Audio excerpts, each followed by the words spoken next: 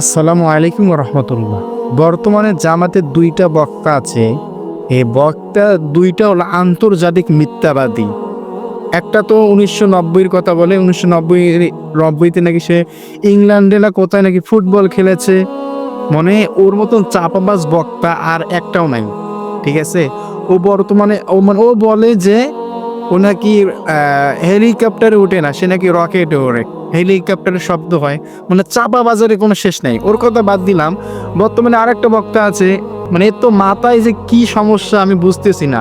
জামাতের আমির সাহেব যিনি আছেন তিনি কি দেখতেছেন না তাদের এই যে বক্তা যে কি শুরু করছে বর্তমানে? কখনো নবী সাল্লাল্লাহু আলাইহি ওয়াসাল্লামের সাংবাদিক বলতেছেন, কখনো বলতেছেন রাশমিকা মান্দার, তাকে নাকি আল্লাহর নাম নিয়ে একটু তার দিকে নজর দিতে বলে।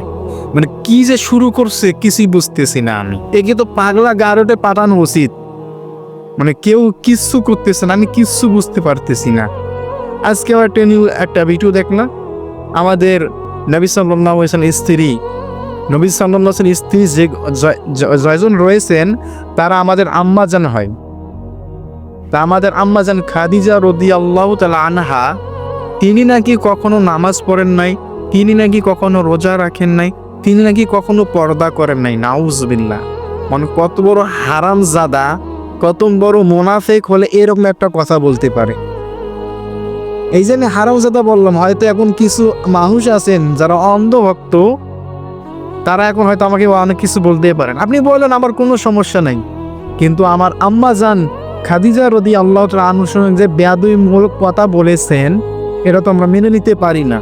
এজন্য প্রতিবাদ তো করবো, যেভাবে হোক একটা ভিডিওর মাধ্যমে হোক প্রতিবাদ করবো ইনশাআল্লাহ। মানে তার মতন আন্তর্জাতিক মিথ্যাবাদী বক্তা বর্তমানে আর খুঁজে পাওয়া যায় না। সে আবার কি বলে, একটা ভোট যদি জামাতকে দেওয়া হয়, বাংলাদেশে যদি নামাজ কায়েম হয়, 18 কোটি মানুষ নামাজ পড়বে, আপনি একটা ভোট দিয়ে সে 18 কোটি মানুষের সব আপনি পেয়ে যাবেন। মানে কি যে সমস্যা আমি কিছুই তো বুঝতেছি না। এর মাথায় কি গোবর আছে না জ্ঞান আছে কিছুই বুঝতেছি না। আন্তর্জাতিক একটা মিথ্যাবাদী বক্তা।